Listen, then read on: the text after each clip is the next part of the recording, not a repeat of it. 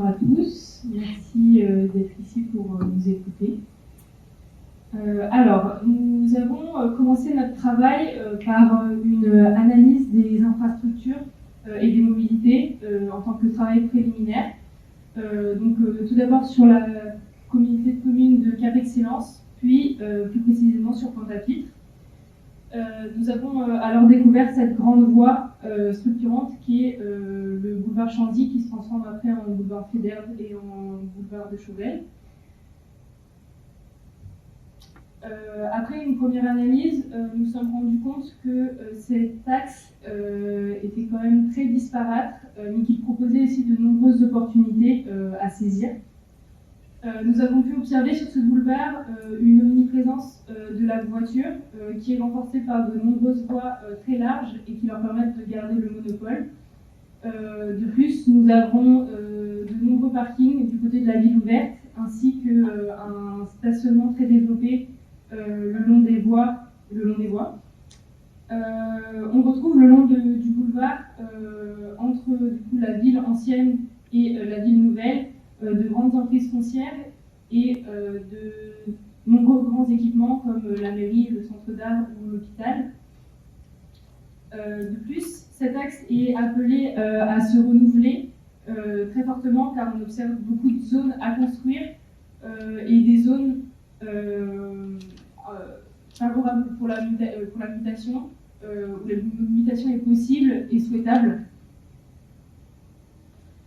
Par ailleurs, le boulevard Chanzy et les boulevards qui le continuent, et c'est le seul endroit de Pointe-à-Pitre où on a un contact direct avec l'eau, hormis la place de la Victoire. Et on remarque enfin que cet axe est relativement planté, ce qui offre déjà quelques espaces piétons ombragés, mais ces espaces plantés sont très morcelés et qu'en fait, ils ne constituent pas un réel projet d'aménagement. On pense donc qu'il y a un potentiel assez important ici et qu'on pourrait en faire la plus belle avenue de Pointe-à-Pitre. Elle jouerait alors le rôle de façade en rendant son attractivité à la ville en devenant le grand boulevard de Pointe-à-Pitre. Dans notre proposition de projet, nous travaillons sur l'intégralité de ces boulevards afin de garder une certaine cohérence et une certaine homogénéité. Ceci dit, il est essentiel pour nous de comprendre et de répondre aux différentes problématiques existantes tout le long de cet axe en le sectorisant. On a alors dégagé 4 ambiances différentes. La première, l'espace où on retrouve le CHU, qui peut être en fait considéré comme une entrée sur la ville, comme une porte, traitée comme une porte qui s'ouvre sur Pointe-à-Pitre.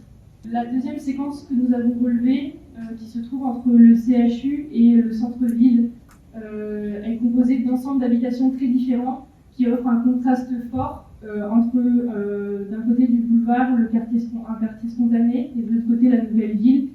On peut ici, et on espère pouvoir retrouver un lien entre ces quartiers grâce à l'architecture avec de nouveaux édifices qui ne seront donc pas contraints par la différence d'échelle.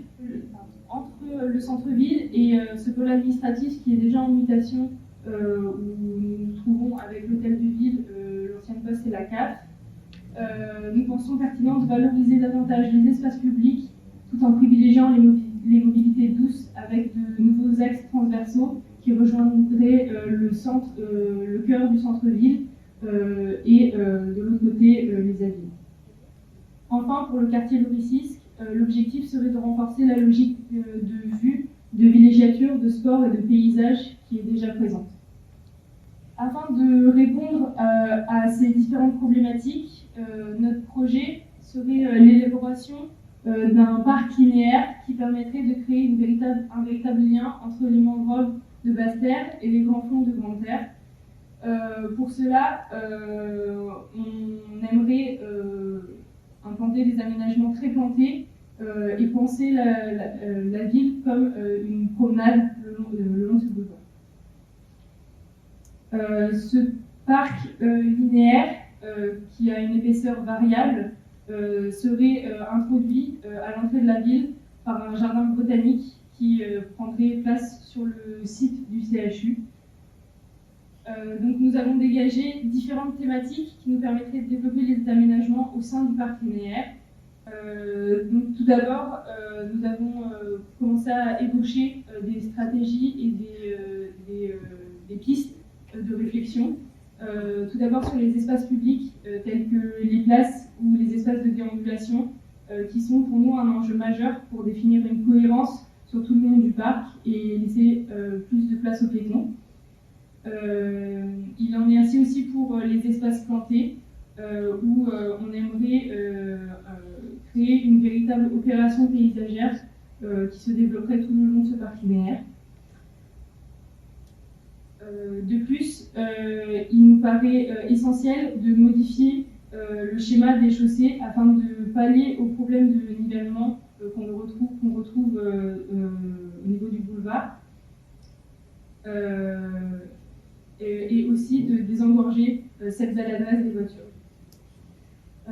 Enfin, le parc sera structuré par une série de bâtiments remarquables qui proposeront différents services et équipements ainsi que du logement qui ponctueront ce parc linéaire et renforceront son identité forte.